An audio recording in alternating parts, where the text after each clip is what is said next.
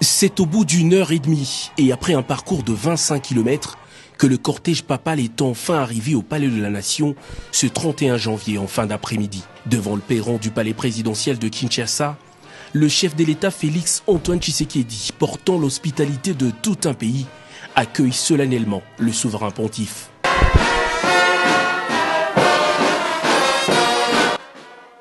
Symbole d'une parfaite relation entre Kinshasa et Vatican, les hymnes de deux États seront exécutés et les deux personnalités vont même saluer leurs délégations respectives.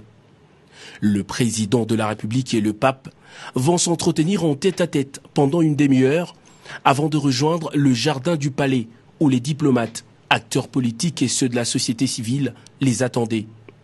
Le président Tshisekedi, qui prend la parole en premier, étale sans langue de bois les défis sécuritaires, économiques et environnementaux auxquels est confronté actuellement le pays. Le président l'a dit avant de boucler son discours et le pape le sait pertinemment, sa visite revêt une tunique aux couleurs d'espoir.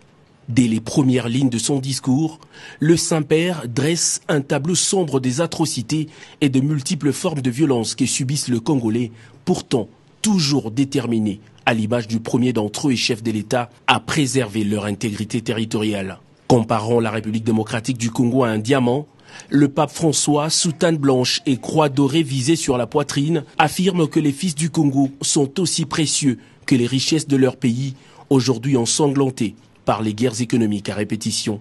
Aux leaders africains qui débordent d'ambition démesurée, comme l'illustre parfaitement le cas du président rwandais qui sème la terreur pour organiser le pillage de ressources de la RDC, les mots du Saint-Père sont bien clairs.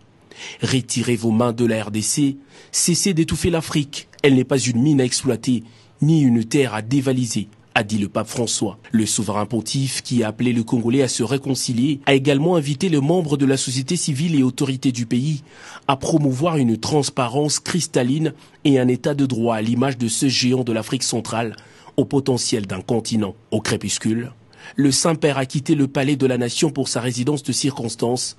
Il y passera sa toute première nuit sur le sol congolais.